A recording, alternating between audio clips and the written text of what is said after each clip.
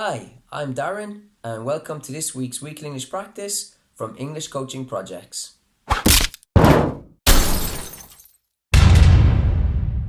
When I was younger, I used to say hiccups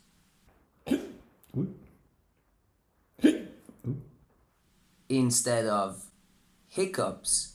So at some point, I misinterpreted the word and actually believed the word was hiccups. This is an example of an eggcorn. And an eggcorn itself is actually an eggcorn because when somebody says eggcorn, what they should be saying is acorn. Now, there are lots of examples of this. For example, and as you will read in the weekly English practice this week, if you're talking about, the tough competitive world of business, you might want to say it's a dog eat dog world.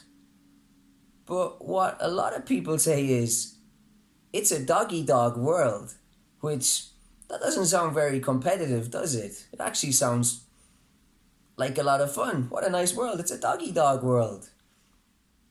But I suppose this makes me feel a lot better about all the I suppose all the blunders, the daily blunders I make in Spanish. For example, offering my friend once a gallina instead of a galleta. Or I remember once I didn't have, good coffee in the house and I offered somebody an instant coffee and said instantante instead of instantáneo. Or I think I spent a full year saying for the word strange or saying estrange until my brother-in-law looked at me once and said, "What? Estrange? What are you talking about?" And then strange? And he went, "Do you mean extraño?" So I just have all these blunders on a daily basis. But I think if native English speakers are making like eggcorns in their own language, I think I feel better about my daily Spanish blunders. So as always, there are questions for you to discuss with your friends, your family, your classmates, your ECP coach, and actually, why not put it in writing and send it to us via email, or you can also record your voice and send it to us via WhatsApp. That's all for this week. Bye bye.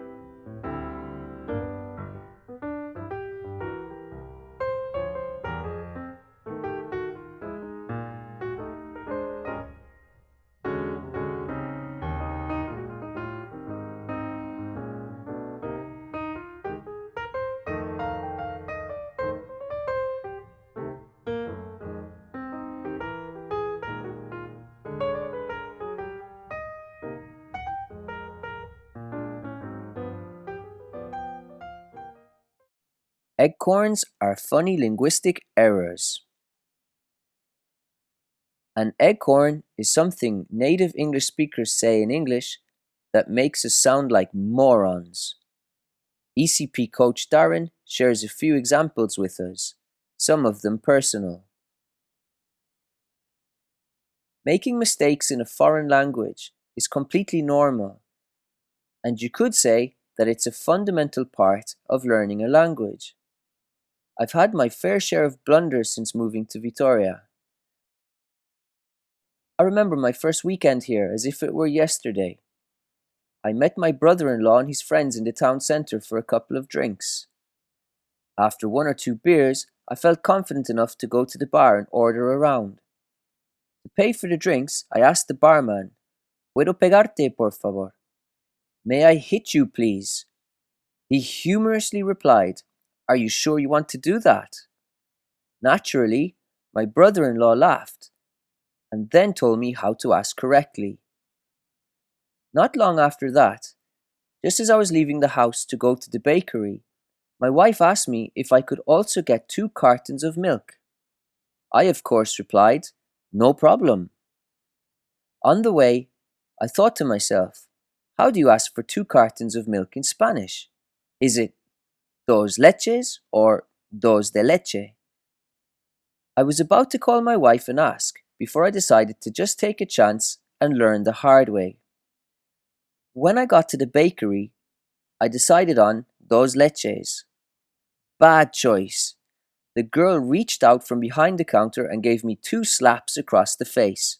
The customers there at the time thought it was hilarious, but it left me red-faced.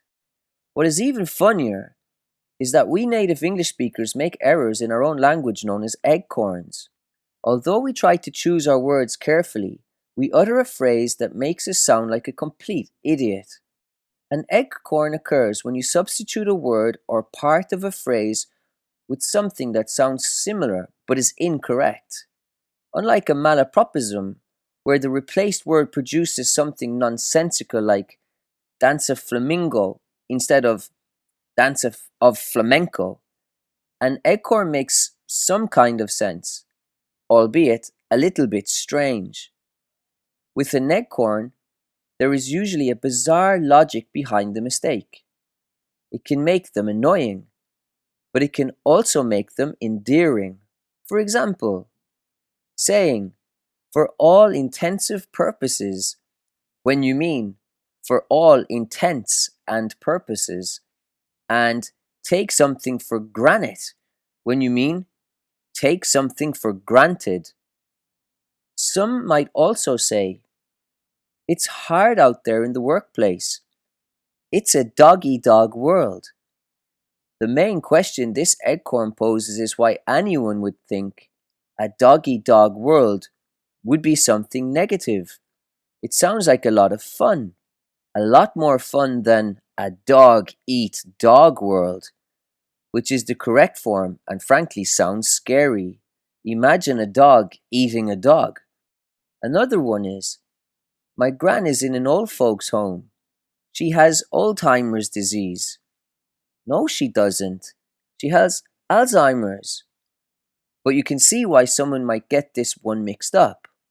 An old-timer is an old person and rhymes with Alzheimer's. And finally, you may hear, "No one talks to that guy who sits on his own all the time. He's a bit of a social leopard." A social leopard sounds like the coolest person ever. But a social leper is someone who has been cast out by their peers and keeps themselves to themselves. So, I guess what I'm trying to say is, let's not worry too much about making mistakes. Oh, by the way, where do you think the word eggcorn comes from originally? It is an eggcorn itself, of acorn.